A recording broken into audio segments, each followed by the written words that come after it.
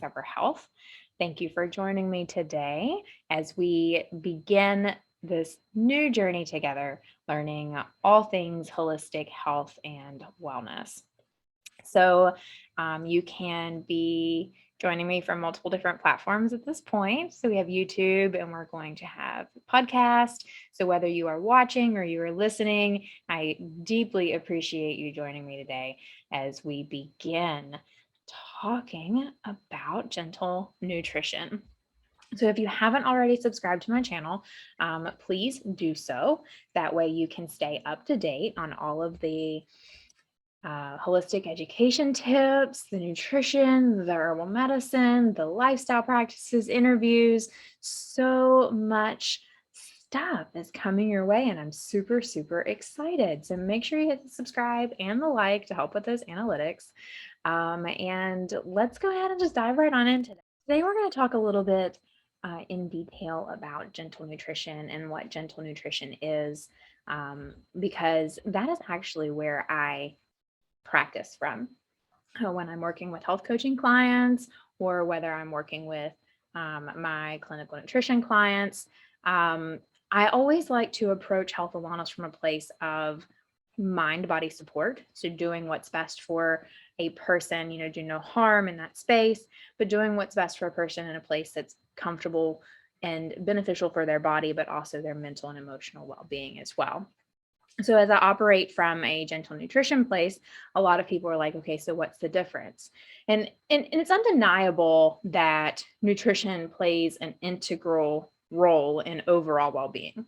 You hear it all the time. We are what we eat, right?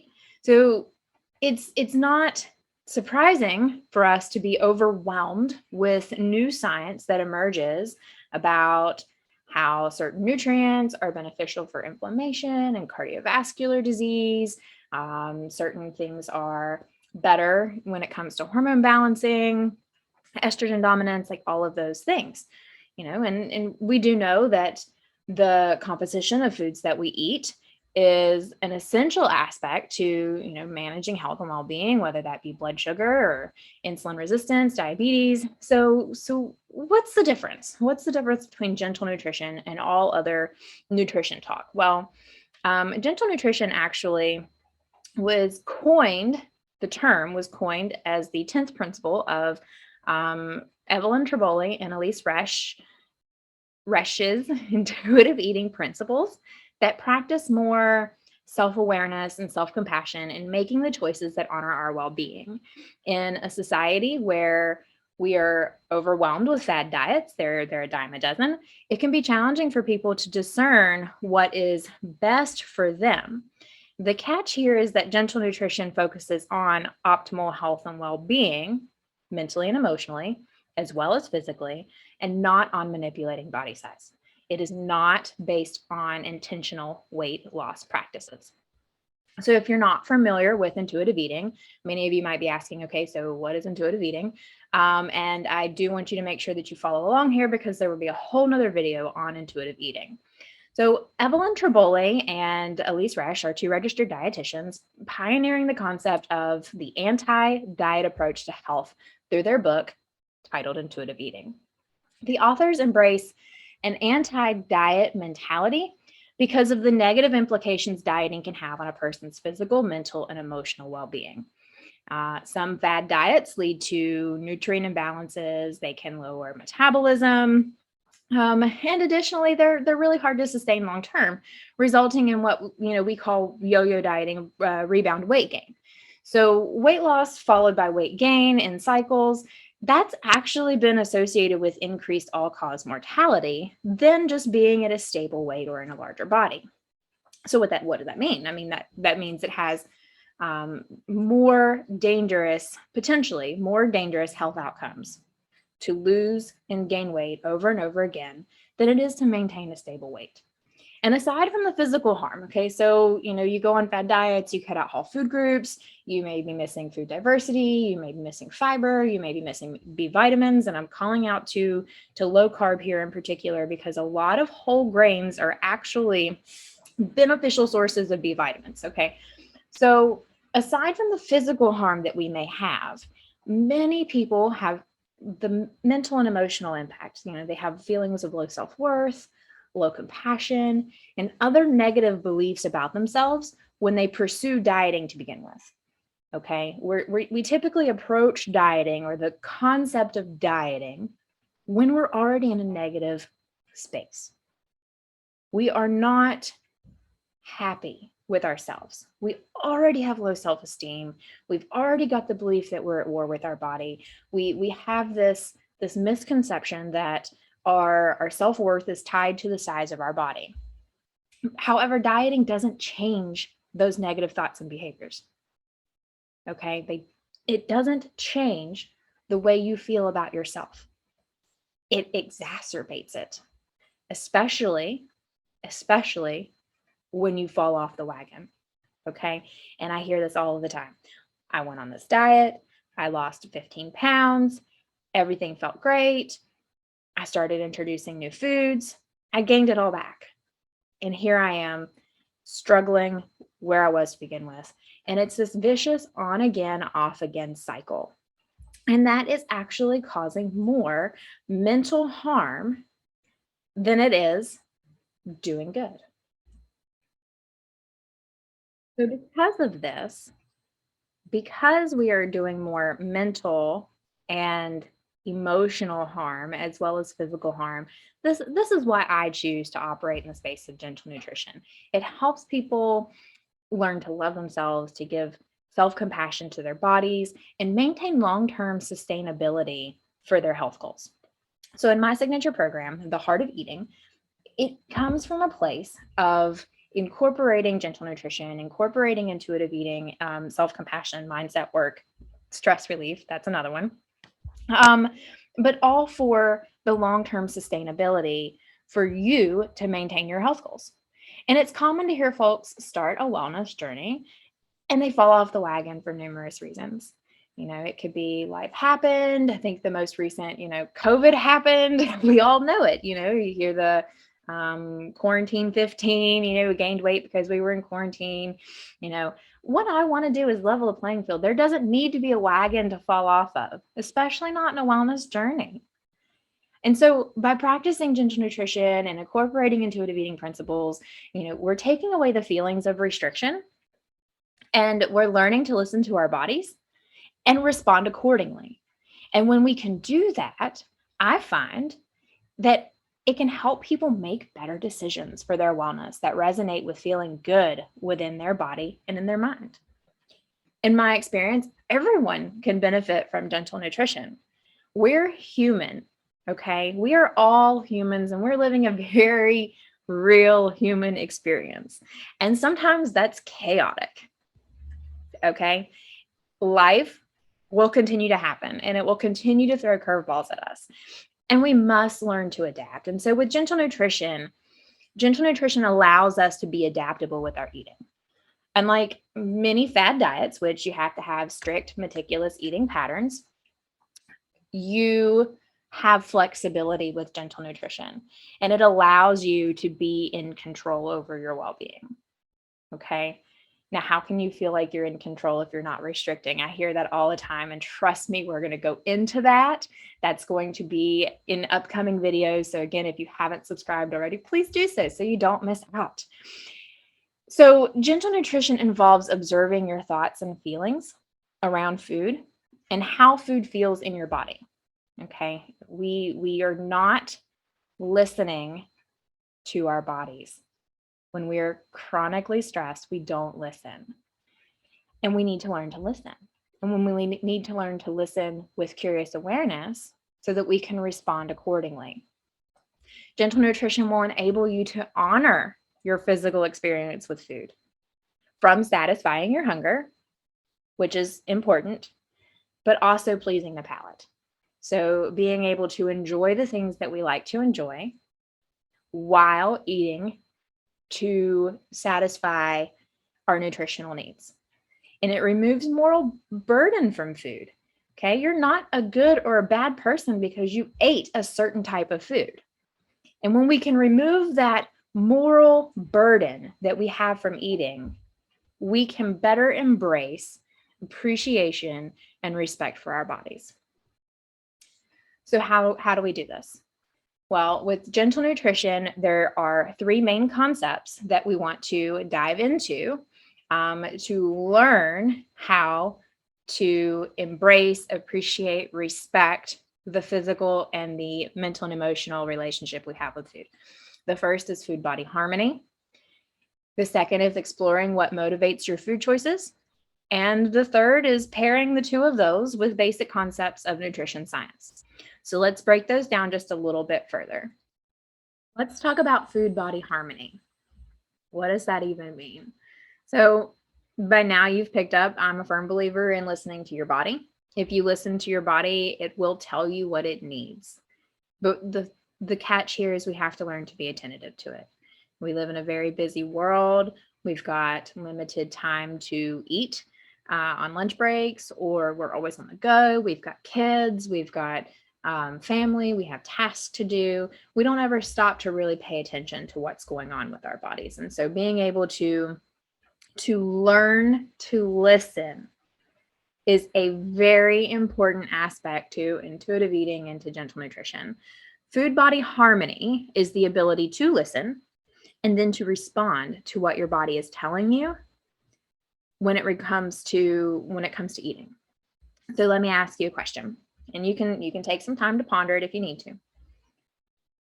When you feel like crap, when you're having you feel like crap, having a really bad day, does it change your experience with food? Like, do you find the same level of enjoyment, even with the tastiest things? Do you find the same level of enjoyment for eating that you do when you feel good? No. When you feel like crap, even food tastes like crap. Like even a cupcake. I mean, it may be somewhat satisfying, but even it doesn't hit the same satisfaction experience that we have when we feel good, when we feel great, when we're on our all-time high. So when we set wellness goals, we want to be able to feel good, right? We want to feel good enough to enjoy the things that we like to do, even if that means feeling good enough to enjoy our favorite treats. Okay? Some people want to have more energy. Others may want to make food choices that satisfy hunger for longer than an hour. Other people may need increased nutrient intake from certain foods. Others may eat to want to not feel bloated. There's so many different reasons why we choose to eat, but by listening to how food feels in our body, we can make the adjustments necessary to meet those end goals. Okay. So let's use this example. Okay. I have a client that comes in and says, I want to make choices for breakfast that will give me energy and keep me fuller longer. I had a plain yogurt for breakfast and felt hungry and tired in an hour. And I wanted to eat everything because I was hungry. I had no energy. I wanted to eat everything. Guilty, right? Sound familiar? So I want to point out here that the second part of that sentence is the very beginning steps to listening to your body. Okay. They had a plain yogurt that left them feeling unsatisfied, and they made that connection. So what do we do in the space of gentle nutrition to help remedy the situation? Okay. What are some questions that come up for you? How does eating eggs instead make you feel? Is there any difference?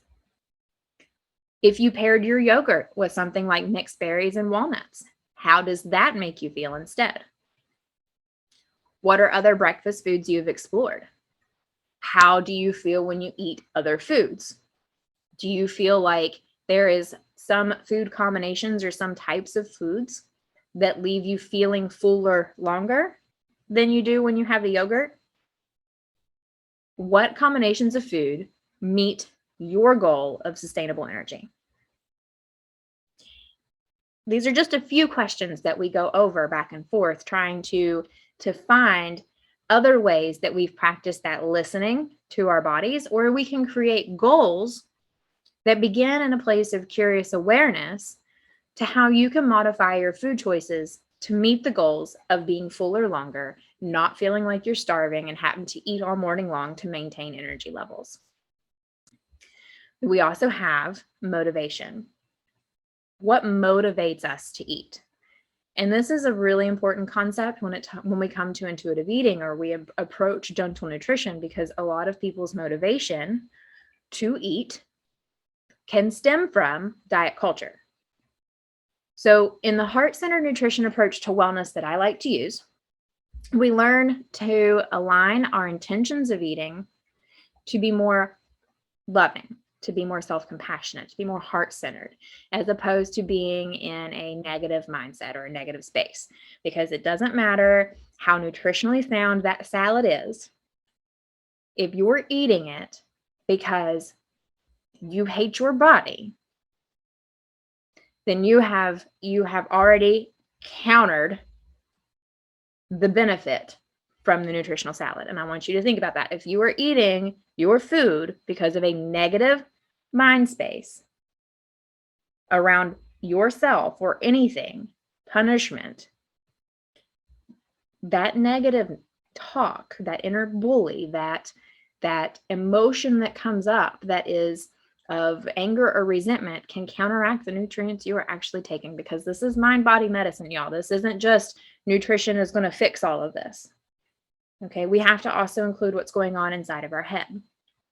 And we tend to carry a lot of resentment around healthy eating, and sometimes even look at it as a punishment.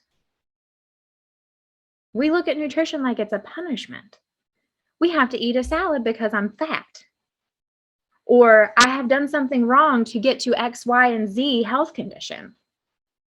So therefore I have to eat this because I was bad, I was wrong.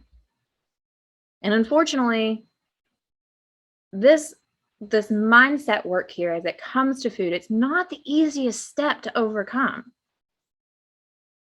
It's not, because you actually have to be real with yourself and to sit down and to really understand what drives you to eat.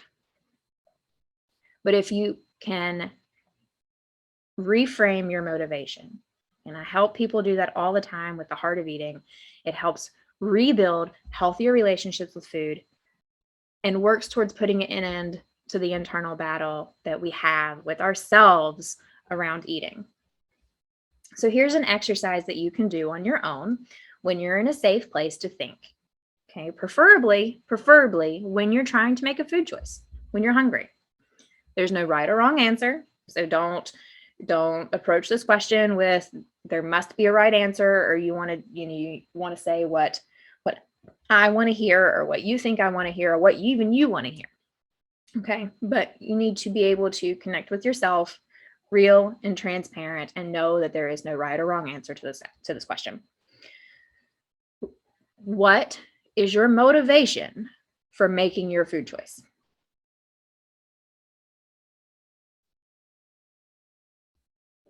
Sit with that for a second. What is your driving force? Your reasoning, your desire to make the food choice that you made? Was it for nutritional value only? Because I should be eating this. Was it solely for taste? My tongue wanted to be happy today. What feelings arise when you answer that question? What does your body say? Do you tense up when you answer that question? Do you immediately start feeling guilt, shame, shoulds and shouldn'ts? Now, again, there isn't a right or wrong answer here. However, if you find yourself choosing nutritional choices only because it's what you should be doing, and you find little to no pleasure and enjoyment in doing so, or experience various levels of guilt or shame along with your food choice, then this may be an opportunity. This may be your opportunity to explore deeper into how you can find balance in your relationship with food and yourself. Making food choices from a place of a negative emotion, again, can create energetic blockages in the body. And those energetic blockages can eventually lead to a state of imbalance, or dis-ease, which is not the same as disease or medical diagnosis. However, again, in upcoming episodes, we will talk about energetic blockages and how they can contribute to our health conditions. But what we want to take away from this right now is knowing that negative emotions that are trapped within our body, even as it relates to eating, this can go as far as trauma, this can go as far as self-worth, this can go in any direction, but those negative emotions trapped in our body can further drive us to be disconnected from our intuitive self, and therefore also disconnected from the ability to listen and honor our bodies. Okay? So we take food body harmony and we take motivation of eating and we pair that together with the art of nutrition science. And this one sounds straightforward, yet it's not simple at all at the same time, which is why there's so many fad diets out there. There's so many ways that you can eat healthily because everybody is different. Nutrition science is an art. It is an art, y'all. I love nutrition. I love the science of nutrition. I love learning about how nutrition, food breaks down in our bodies and assimilates and becomes who we are. But it's an art because we navigate various components that help us fuel our bodies with the necessary nutrients for optimal well-being. It is piecing together countless shapes, colors, aromas, tastes, food textures. And with all of that, we can create health masterpieces. Like art, we are given a chance to express ourselves when we create our meals, when we plan our menus, when we plate food, when we taste food, the experience, the satisfaction that we create when we have a meal. And I am a firm believer, don't ever get me wrong, I am a firm believer of the healing power of food. I have experienced it firsthand, yet food is only one form of nutrition. And we'll say that again. Food is only one form of nutrition because it's one of various ways we continue to feed ourselves. What feelings or thoughts come up for you when you think that there are other ways that you can feed yourself? Okay. So food is only one form of nutrition. But what we do with nutrition science is we want to be able to practice variety, moderation, and balance. Because if we can incorporate variety, we don't ever get bored, right? If we can keep moderation, we can enjoy the best of all things. And balance, it's pretty much the same as moderation, right? Best of both worlds. And those are the concepts that we bring into heart-centered nutrition, is we want to satisfy our health, satisfy our minds and our emotions. There is no wagon to fall off of with gentle nutrition and with intuitive eating. And I mean it.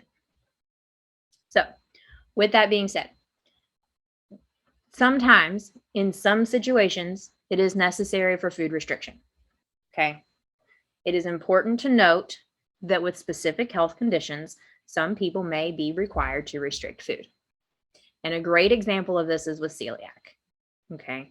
Celiac diagnosis requires those people to stay away from gluten. While these restrictions may be necessary, you can still practice gentle nutrition because it is learning to be compassionate with your body and with the food choices you make to honor your body. Again, this is not from a weight-centric model. This is all about health and well-being, mind-body support, not about intentionally modifying our body size. So if we think back to food body harmony for just a second, if a person with celiac eats gluten, they may experience a wide range of uncomfortable side effects. And we can recognize that our body responds negatively to that food, to gluten. We don't feel good. We got gastrointestinal problems. We might have bloating, constipation, diarrhea. Some people break out in hives. There's a wide range of symptoms that may show up for someone that has this condition. And we don't like to feel bad.